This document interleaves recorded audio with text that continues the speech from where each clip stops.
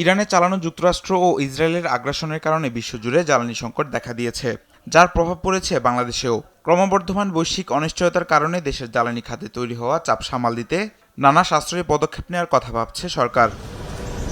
এমন পরিস্থিতিতে দেশে জ্বালানি সাশ্রয়ের লক্ষ্যে শিগগিরই সারা দেশের স্কুলগুলোতে সশরীরে ক্লাসের পাশাপাশি অনলাইনেও ক্লাসের ব্যাপারে চিন্তাভাবনা করছে সরকার। মঙ্গলবার সচিবালয়ে প্রধানমন্ত্রীর সঙ্গে বৈঠক করে এমন ইঙ্গিত দিয়েছেন শিক্ষামন্ত্রী।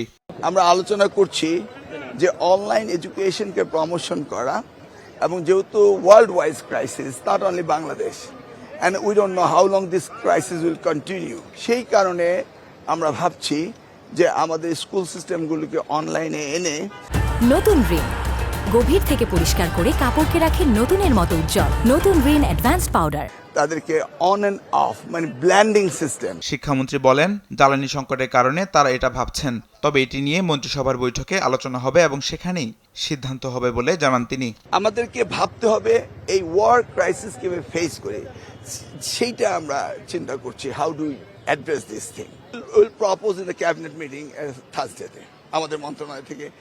তারপরে ক্যাবিনেটে আলোচনা হবে, তারপরে এটা ডিসিশন আসবে।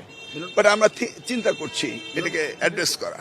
সম্প্রতি রোজার ছুটি, বিভিন্ন আন্দোলন এবং অন্যান্য কারণে শিক্ষা প্রতিষ্ঠানে পাঠদানে যে বিঘ্ন ঘটেছে সে ক্ষতি পুষিয়ে দিতে সপ্তাহে 5 দিনের পরিবর্তে 6 দিন ক্লাস চালুর বিষয়টি বিবেচনা করা হচ্ছে বলেও জানান তিনি। আমরা স্কুল আওয়ারটাকে অর্থাৎ 6 ডেজ এ উইক করছি। তামিম মাহবুব, দেশ টিভি, ঢাকা।